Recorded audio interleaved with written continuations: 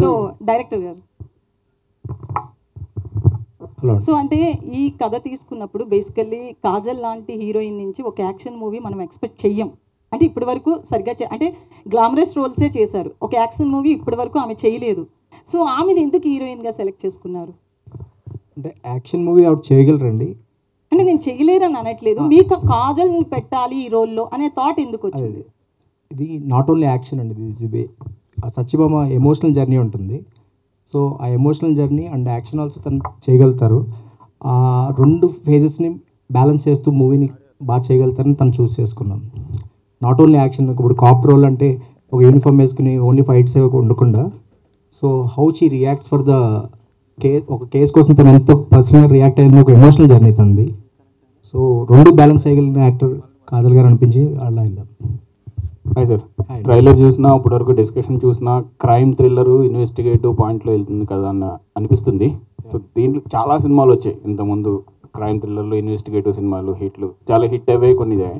మీరు చెప్పాలనుకున్న పాయింట్ కరెక్ట్గా ఎగ్జాక్ట్ పాయింట్స్ ఏంటి? 3 పాయింట్లు చెప్పాలంటే థియేటర్కి వచ్చి ఆడియన్స్ చూడాలి అంటే ఆడియన్స్ చూడాలంటే ఇప్పుడు ఏం చెప్పకూడదండి, నేను వచ్చి చూడాలంటే మీకు బాగా నచ్చిన మీరు డిస్కస్ చేసిన పాయింట్స్ ఇప్పుడు క్రైమ్ థ్రిల్లరు ఇన్వెస్టిగేటివ్ అని చాలా సినిమాలు చూసాం కదా ఇప్పటివరకు. అవునండి. మీరు స్పెషలైజ్డ్ చేసింది ఏంటి?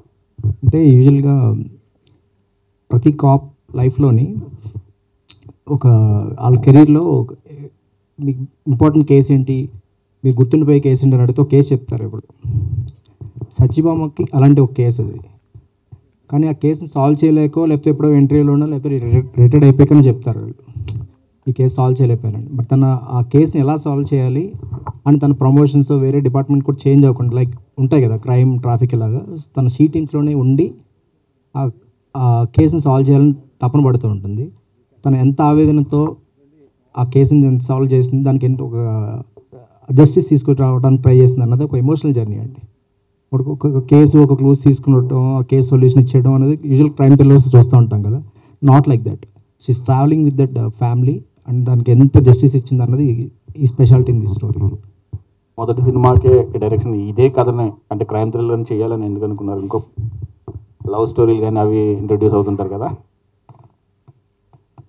అంటే ఇదే చేయాలని అనుకోలేదండి, ఇది బై యాక్సిడెంట్గా అయింది. I started my journey as a writer for this film. Dialogues ఇలా అనుకున్నాము అండ్ అవసరం అవకాశం రెండు కలిసి వచ్చినాయి.